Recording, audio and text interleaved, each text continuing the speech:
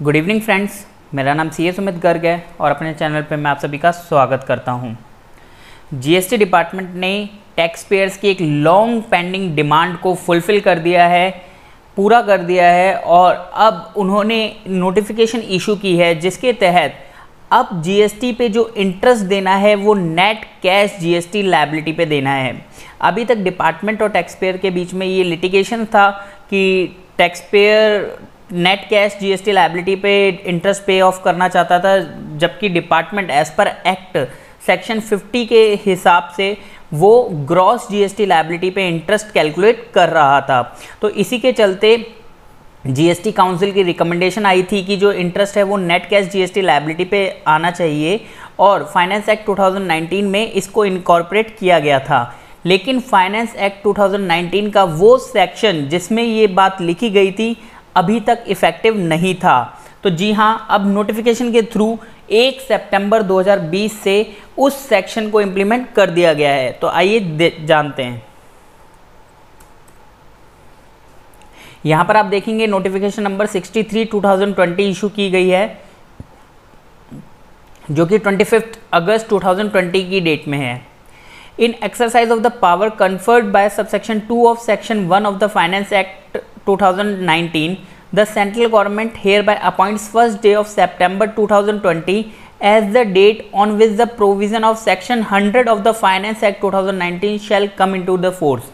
तो यहाँ पर इस नोटिफिकेशन के जरिए क्या किया गया है, सेक्शन 100 जो फाइनेंस एक्ट 2019 का था उसको एप्लीकेबल कर दिया गया है और उसको एप्लीकेबल करने की डेट 1 सितंबर 2020 है। तो यहाँ पर सेक्शन 100 क्या बात करता है, हम उसे डिस्कस कर लेते हैं।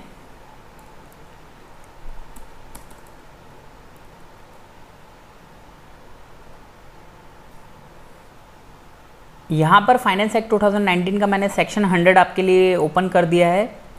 यहाँ पर लिखा है in section 50 of the CGST act, section 50 refers to interest on GST liability.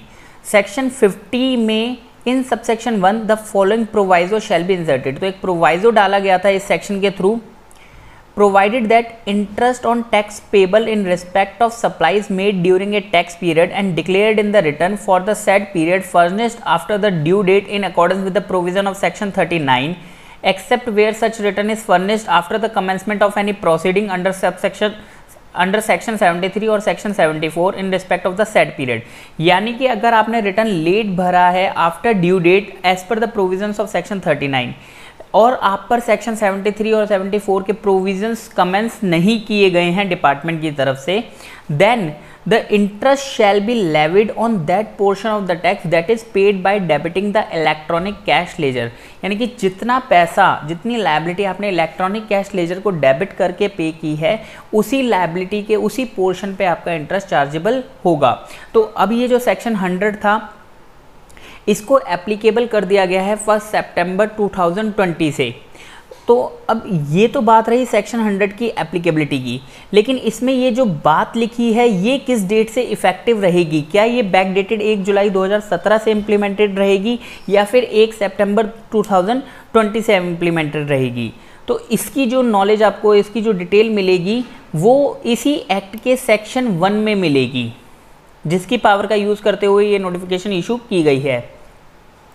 तो यहाँ पर क्या लिखता है, save as otherwise provided in this act section 92 to 110 shall come into force on such date as the central government may by notification in the official gazette appoint. तो यहाँ पर section 100 के बारे में लिखा गया था, सेक्शन 100 उस दिन फोर्स में आएगा जब ऑफिशियल गैजेट में अपॉइंट किया जाएगा बाय द सेंट्रल गवर्नमेंट। तो सेंट्रल गवर्नमेंट ने 1 सितंबर 2020 की डेट को अपॉइंट किया है और जिसके तहत सेक्शन 100 इम्प्लीमेंट किया गया है। अकॉर्डिंगली जो जीएसटी में भी अमेंडमेंट रहेगी वो 1 सितंबर 2020 से रहेगी। अगेन लास्ट टाइम्स की तरह यहाँ पर भी टैक्स पेयर्स के साथ एक धोखा किया गया है और जो जीएसटी काउंसिल में रिकमेंडेशन दी गई थी उसको इग्नोर करते हुए इंस्टेड ऑफ रेट्रोस्पेक्टिवली इस अमेंडमेंट को प्रोस्पेक्टिव वे में रखा गया है। और अभी 3 सालों में अगर आपने लेट रिटर्न फाइल की है तो आपको इंटरेस्ट की जो लायबिलिटी है वो ग्रॉस अमाउंट पर ही पे करनी पड़ेगी। Thank you so much.